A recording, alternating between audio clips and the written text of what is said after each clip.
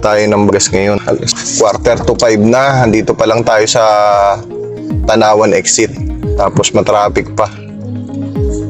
Kaya sana pero ang biyahe natin mga idol, estimated is 2.5 hours mula dito. Papuntahan sa makikita nyo naman sa aking navigator. Ayan. So, malayo pa tayo. Tanawan pa lang. Unang exit pa lang, unang toll. So ito lang muna ang una kong video. Mamaya ulit.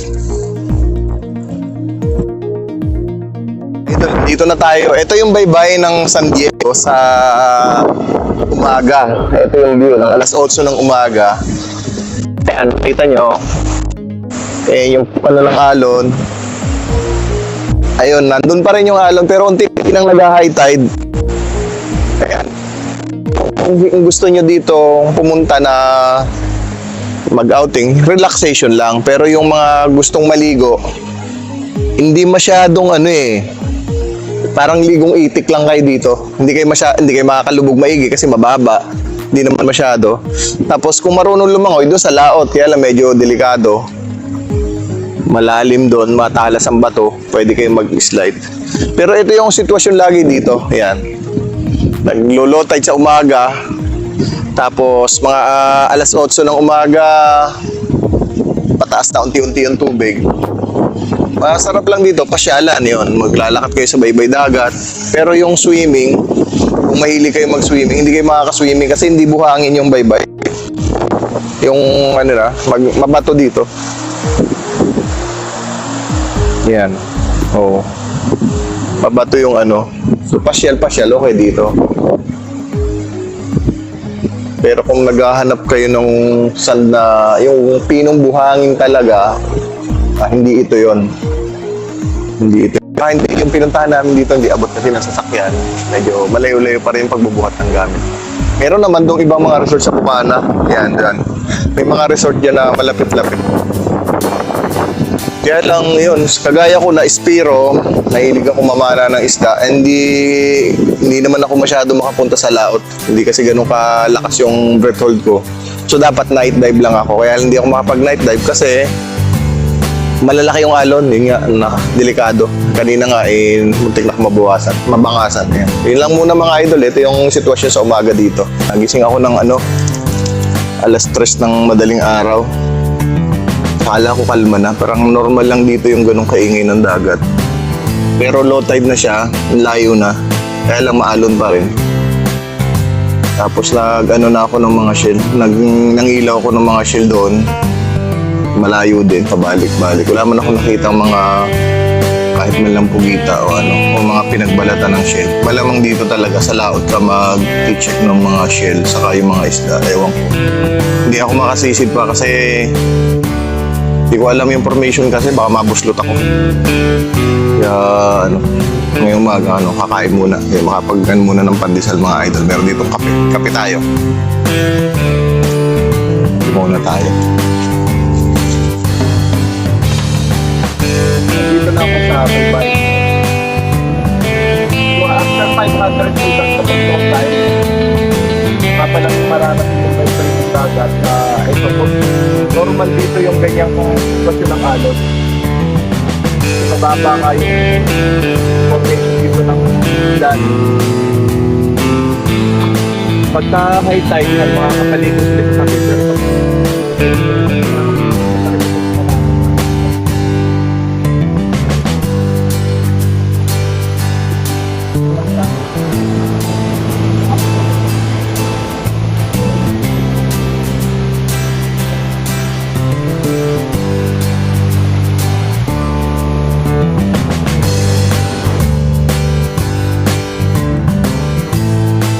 mga idol, pa natin malimutan yung pana. Ngayong umaga, maghinilaw tayo ng mga shell. Titingin tayo ng mga shell dito sa baybay. Tapos niya nasisit ako. Ngayon,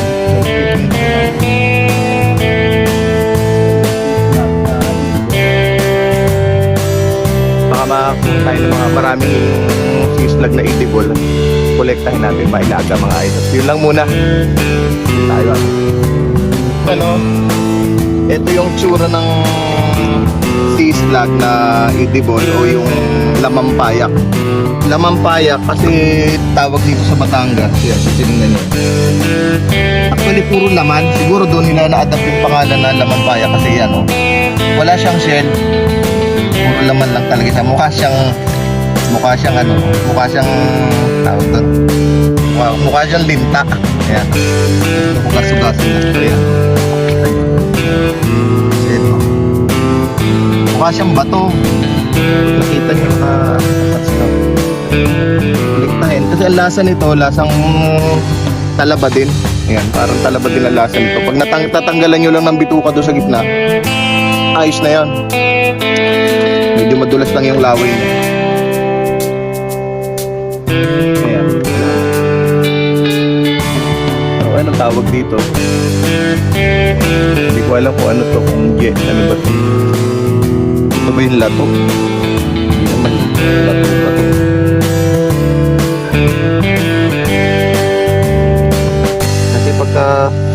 Kasi pagka pinisa mo, walang laman, tubig lang, oh. Wala silang laman, hindi siya yung nakakain. Kasi pag kinupna mo, tubig lang ang laman, eh.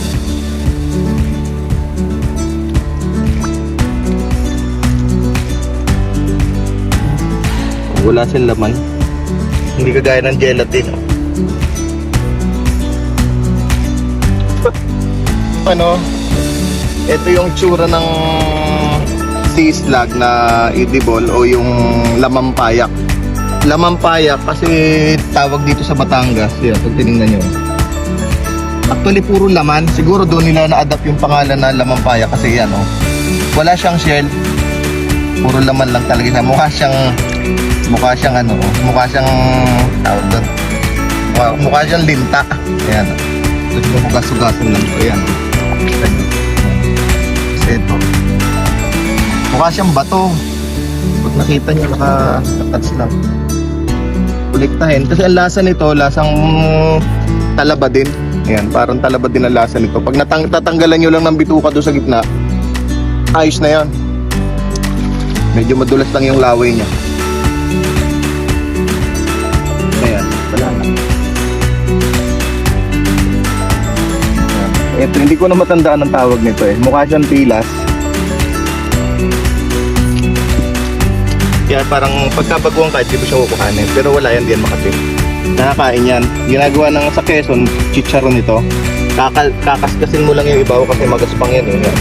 Kakayudin mo lang talaga to hanggang makinis to. Pwede na. Ayan. Tapos yung lamampayak, ayan, maliit pa. Pero lasang talaba yan. So yun lang muna. Tapos ikot-ikot tayo sa mga batuhan. Tayo.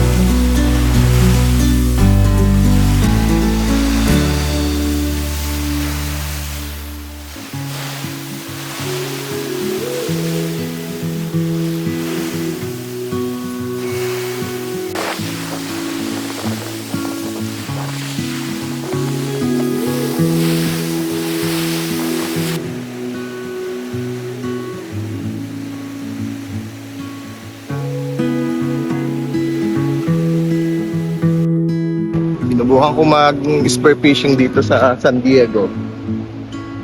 Actually, ang hangin ngayon is amihan. So basically, galing dyan yung hangin. So dapat kalma dito. Pero kahit amihan, mapapansin nyo, ang laki pa rin ng alon. Buti nga wala akong dalang camera kasi ang lakas. Basag sana ang camera ko kung may dalang camera.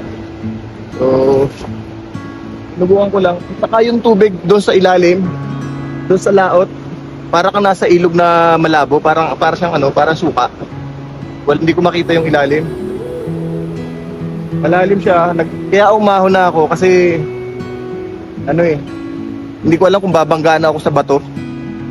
Dahil dito sa tabi malinaw. Pero sa laot wala, hindi ko makita eh. Para siyang galing tubig baha. Madumi siya.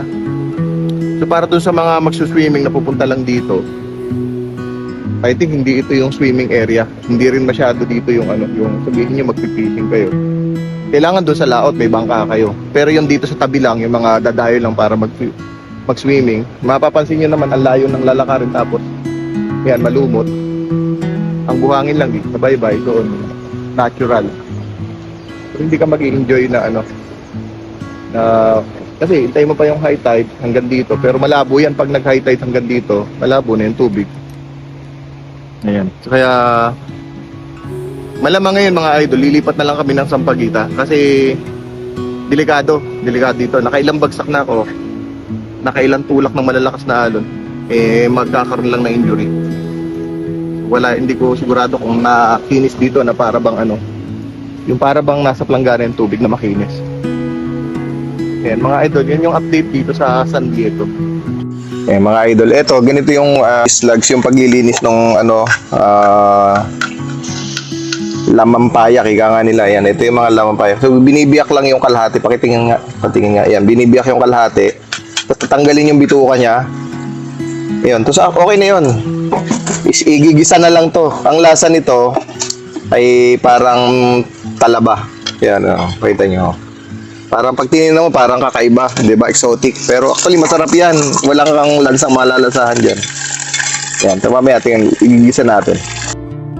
Yung mamang naglalambat. Pero habang naglalambat siya, kakain muna tayo.